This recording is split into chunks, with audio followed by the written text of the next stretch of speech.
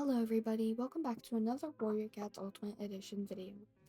Today this video was requested by a fan that I met in game, and it is on, as you saw by the title, how to make injured morphs, how to make permanent injuries, that whole category. So thank you to that fan. They were so nice. Also, thank you to everybody else who has been coming up to me in game. It's been so nice meeting all of you. And I enjoy meeting y'all, even if I can be a little bit awkward because I am a bit antisocial.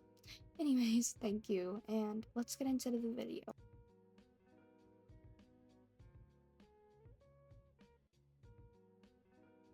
So for this, we're going to be doing a back leg, and when I typically do a OC with an injured back leg, I usually only stop about the point where it starts to bend down from where it connects to the torso. When you're doing an injured OC, you typically want to use these colors right here. These three rows are pretty good for making an OC that has an injury. So let me just close all of these real quick so I can get to the markings.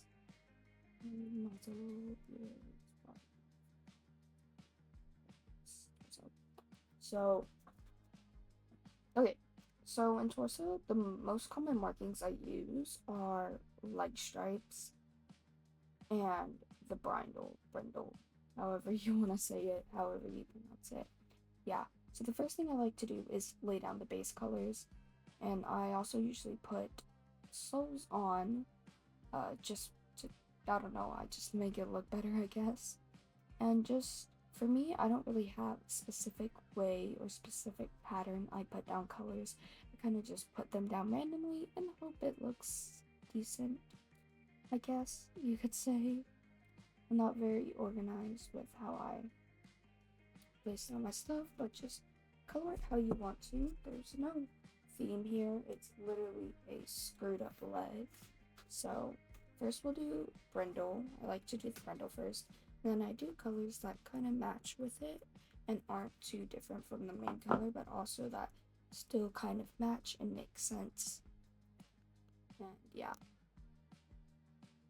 And then I'll go ahead and add the leg stripes on and change the color of those to help match.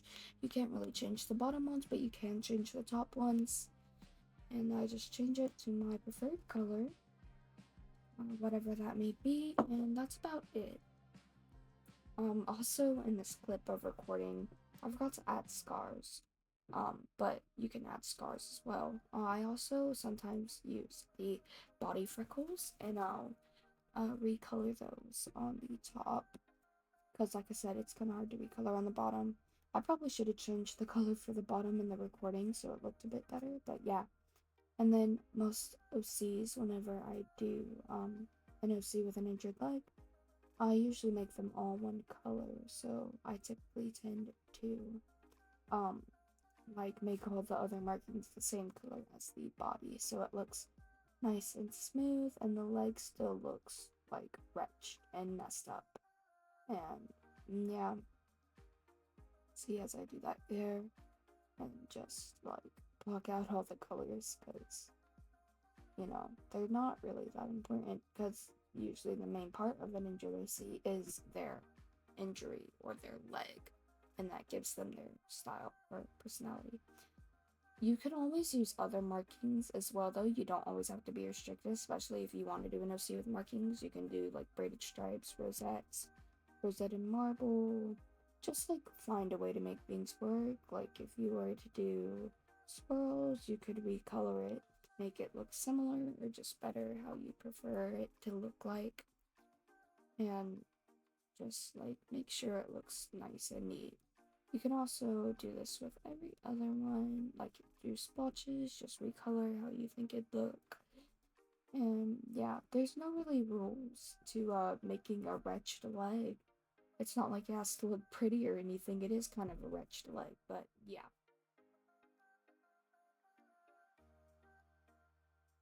This is what the final leg ended up looking like, and yeah, it looks pretty nice and neat. Fairly simple for a messed up leg. And yeah, the only thing I would say is if you're doing a wretched leg, do it on this leg right here. Oh, I forgot to cover the back of the markings, but because it has the limp or pickup emote or whatever you want to call it, I'm pretty sure it's called the limp emote. But you can do that with that leg, unless your OC has like both of their back legs crushed, then it wouldn't really matter.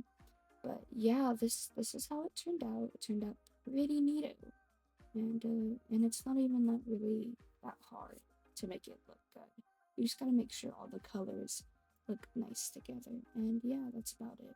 I also just don't really like going higher than the point I did at because to me it just looks nicer. But yeah,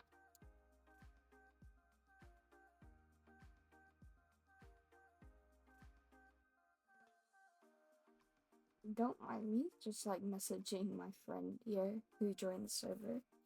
But the front leg isn't really that different from the back leg. I mean, they're all kind of the same, just like how you do an injured thing, but same color palette as last time, and we'll add the soles again and just start laying down the base color. Now, I typically don't go past below this color or that point right there, and in the clip I wasn't originally planning to, but in the recording you see that I later use that extra part that I just changed back. But of course, just lay down your base colors, make it look how you want it to. You can't really mess up a wretched leg because it's, kind of broken, but yeah. So that's really it to the wretched leg, at least for coloring and stuff like that. Here I go, messaging my friend again. I should have recorded this after they left after I explained the situation. But anyways, go back to the markings, even though I clicked on the wrong tab and says smartness.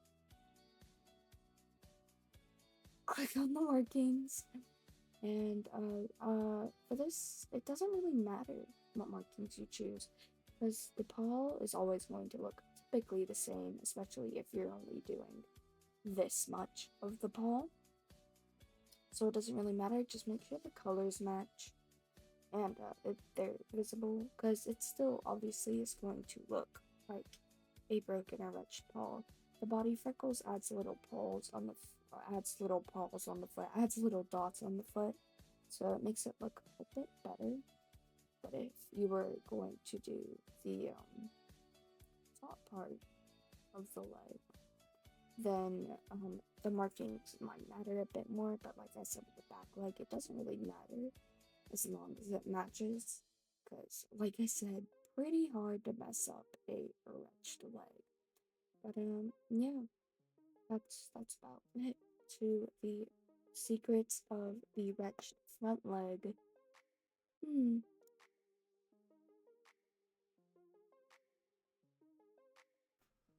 So this is the final front leg and how it turned out. I'd say looks pretty nice. Um, I typically don't go above that part, but I like how it turned out. It's pretty simple if you make the colors right and match. And like I said, I recommend doing it on this leg because of the lumpy melt. And also, I recommend not doing it too high up, or I typically don't do it too high up because when you do the limp emote, that's the main part that's bending. So that's why I usually only do the little part right there. But yeah,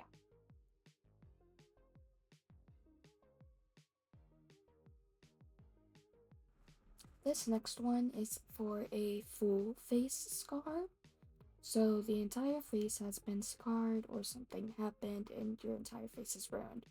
So first I typically do the face mask so you can kind of blend it into your thing like how you would do if you were fading your morph. So let's say the morph is blue, then you could do a lighter color to a more darker color in the middle where the scar is harsher.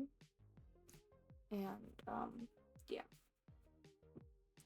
Um, so whenever you're doing morphs like this, I typically use the muzzle pads and make the scar end at around the muzzle pads and paint the rest of the muzzle or the lower part of the muzzle the color of their pelt. And then obviously um, do the eyes and the eyebrows. Now, you can really use any markings, but I typically use first the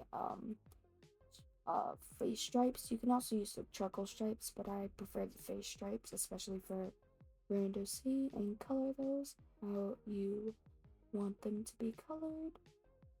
Just depends on what you like more for your C. And I'm playing with the colors here. And then you could do, I do brindle, and I typically do this as a lighter color, as it is, the brindle is typically more towards the top of the head. And then, now I usually just do the eye markings, and I do the top ones and then the round and under eye markings. You can add other markings like nose markings or head stripes or whatever you want to add. But yeah, and then I just play around with the colors and mix and match them just depending on how I feel I want them to be. Cause like I said, with the legs, you can't really mess up a wretched face or just limb in general because I mean they're messed up. How can you mess up something that's messed up? That's pretty much the extent of that. Now, I also like to add the dual eye scars, and I usually change those to a darker color because they're more in the center of the face where the wound is going to be more apparent, unless it happened like more towards the side or your ear. And the long scar. You can add other scars as well. I forgot to, but other scars are also nice. And it also depends if you want to make your OC blind or not. I mean, I'd assume they'd be blind if they had this huge scar on their face, but you know, whatever you like, whatever you prefer.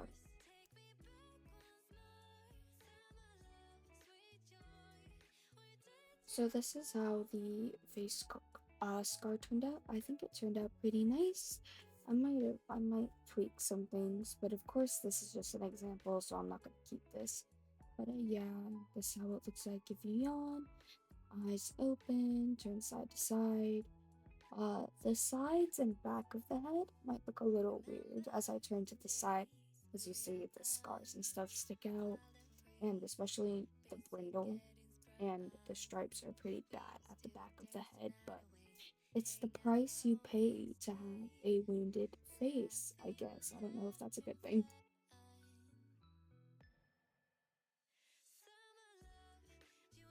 So the last one that people probably want to see the most is the Brightheart scar, or aka the face scar.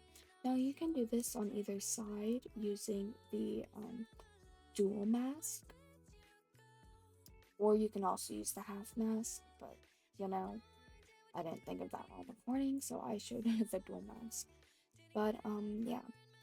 Now, if you were wanting to do it on specifically one side of your face, aka the Brightheart side, you can also do the floppy ear glitch to make it look like that ear is missing. So first what you'll want to do is you're going to want to select the curled ears, and then you're gonna want to go down and save that morph with the ear.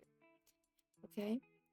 And then make sure the morph is the same size when you reset it and then as the one you loaded, and then click the load button and make sure you don't click confirm.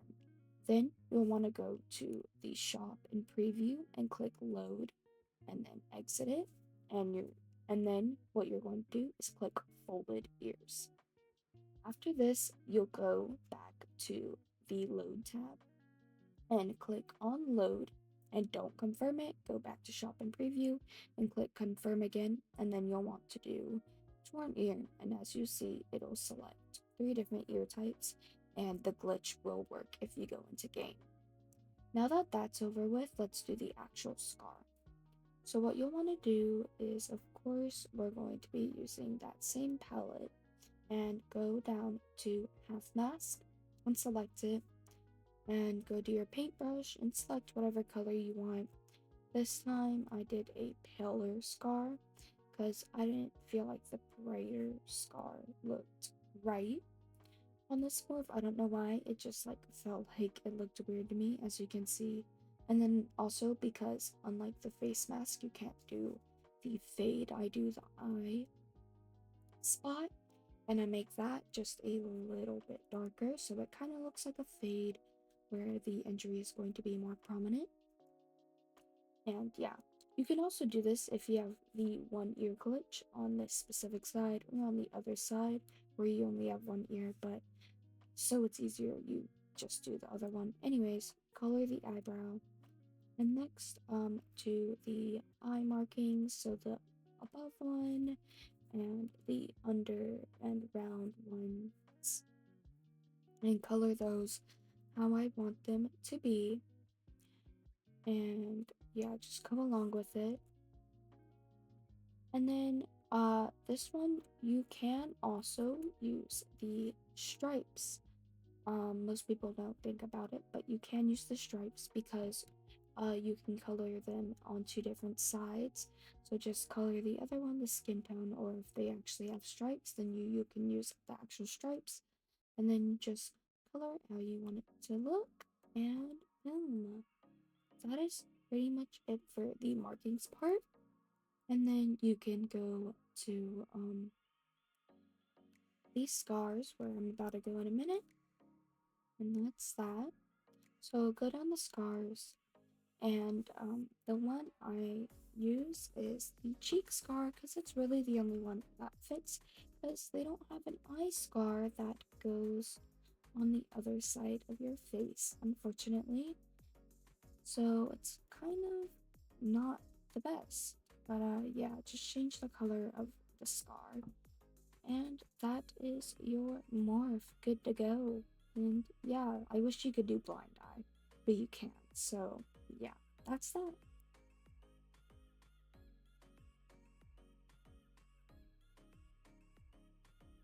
So this is the results of the quote-unquote Brightheart scar, aka just the side face scar, and it looks pretty nice. And this is what it looks like from a side view. It looks a lot neater than the full face scar, and the floppy ear just adds essence to it. And if you go to the back, like I said, it's not as messy in the back either. It's kind of just a smooth transition. Yeah, that's the Brightheart scar, which is probably going to be the most favorited one.